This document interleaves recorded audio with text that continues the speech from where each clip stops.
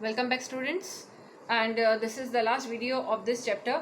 And this video or this segment, it includes a technique which is DNA fingerprinting technique.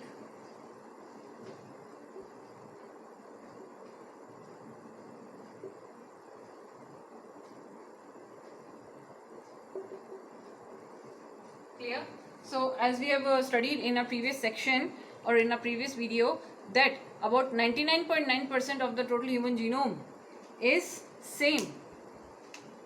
That 99.9% of total human genome is the same, and considering the total human genome to be about 3 into 10 raised to the power of 9 base pair sequences, it comes out to be a question that how many of the base sequences do share certain differences due to which it becomes unique to that particular person. As we all know, though that we are alike in all of the respect, thus there are certain of the differences which creates variation among all of us. Clear? So these minute variations, they are again controlled up by certain base sequences.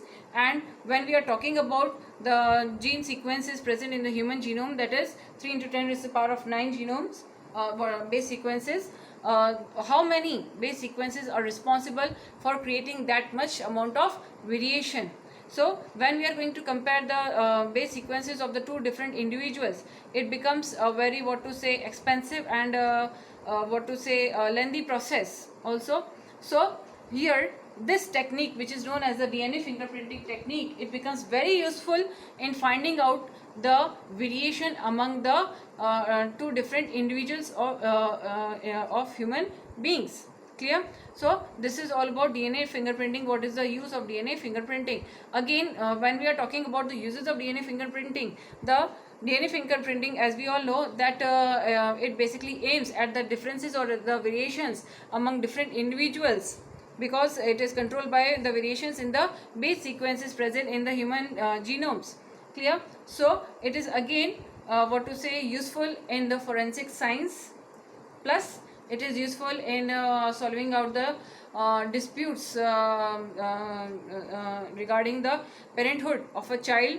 Apart from that, various crimes, as we all know, that the DNAs that have been collected from various parts of our body, that is either the nails, the hair, the skin, etc., even the blood samples, they all do contain the same gene sequences or the base sequences as it is present in the rest in the cells of the rest part of the body. So again, this DNA fingerprinting technique, it becomes very useful in all these aspects. Clear? So how can we proceed up with DNA fingerprinting technique? As we all know that mutations, these are very much responsible for creating polymorphism. But why polymorphism? Why are we talking about polymorphism? First, we should know what is the DNA fingerprinting technique and what are the basic principles of the DNA fingerprinting technique. When we are talking about the DNA fingerprinting technique, over here, what happens that in this DNA fingerprinting technique, we are taking a small amount or a small stretch of the repetitive DNA. As we all know, in my previous video, I have already told you all what is repetitive DNA. It is a long stretch of the DNA which is containing the repetitive units of the DNA, and there are various there are obvious reasons that the variations might accumulate in these long stretches of the repetitive DNA. Clear? So what happens that these repetitive DNA, long stretches of the repetitive DNA, they are studied, of course they are studied to carry out or to sequence out the variations or the differences among the base sequences. Clear? But proceeding ahead, what happens that these repetitive DNAs, they are isolated from the main DNA content by the centrifugation method, which is based upon the density gradient, and the main bulk DNA, which is present at the highest peak, it is separated from the rest part of the DNA which are smaller in fragments, and those smaller fragments of the DNA or the small peaks of the density gradients, they are said to be the satellite DNA. The satellite DNA, they can be again compared based upon their lengths, the type of the gene sequences that are present in them accordingly, and they are referred to as the mini satellites and micro satellites. Clear? So accordingly, these all things they are utilized in the DNA fingerprinting technique that forms the basis or the basic principle of the DNA fingerprinting technique. Now what happens further on, that why does this satellite DNA or arises, and what is the basis of the polymorphism in DNA sequences. The polymorphism, as you all know, in my previous chapter I have talked about mutation. Clear? Mutation. Mutation is certain spontaneous changes in the genetic makeup of any living organism. So when mutation arises, they create what? Polymorphism in DNA.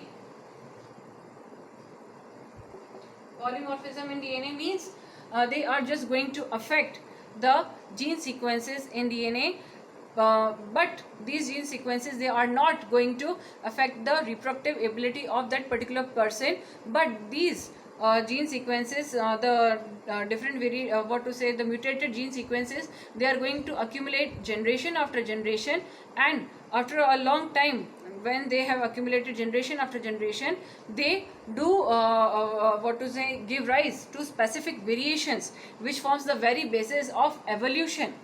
Clear? In most of my topics I already say that variations, these are the very basis of evolution.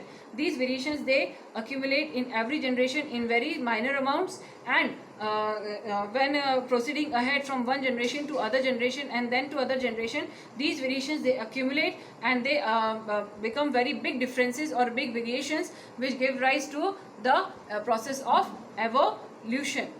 Clear? So till here we have talked about polymorphism in DNA and what are the basis of polymorphism in DNA. Now further, what is the DNA fingerprinting technique? What is the actual methodology of the DNA fingerprinting technique? When we are talking about the actual methodology of the DNA fingerprinting technique, it was based upon, it was very first of time, it was introduced by Alec Jeffrey. Clear? Alec Jeffrey was the very first one to introduce the DNA fingerprinting technique, and it included a lot number of processes, that is isolation of the DNA. I am just going to tell about this. So here what is done, that isolation of the DNA content from the cell is done. Clear? Of the desired of which we have to study out. Then these DNA segments or this DNA segment, it is cut down into small fragments. Clear? Then it is allowed to hybridize on the nitrocellulose membrane or any of the biomembranes. Clear? Then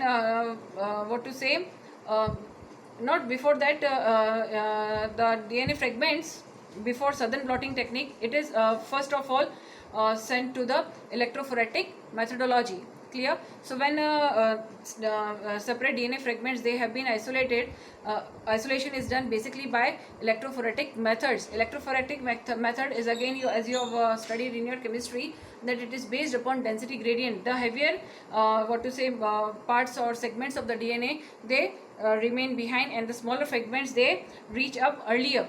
Then these segments of the DNA, they are isolated from that particular segment from them, and then these segments of the DNA, they are allowed to hybridize on the nitrocellulose membranes. Clear? Which is called as the Southern blotting technique. Clear? And then further the sequencing of this hybridized DNA is done. Clear? So this is all about the DNA fingerprinting technique. So one of the probe that is utilized over here is known as the VNTR probe. The sequencing of the hybridized DNA is done by utilizing the VNTR probe, which is variable number of tandem repeats. Basically, when the probes they are utilized over here, the satellite DNA, that is the mini satellite DNA, which is containing the repetitive units of DNA of the base sequences, it is taken up as the probe, which is also known as the VNTR probe, or the variable number of the tandem repeats, and then the sequencing of the base hybridized base sequences is done. So this is all about the DNA fingerprinting technique. Clear? I hope that it is very much clear to you all. This completes, with this topic we complete the chapter. So our next video would be regarding the next chapter, that is evolution, and as you all know, a large portion of the chapter has been cut down. I hope that you people have received the deleted portion, the copies of the deleted portion, as well as the revised portions, revised syllabus of 12th class biology, and we are just going to follow that particular syllabi. Clear? So our next video is going to include what is the chapter is evolution. Till then, thank you.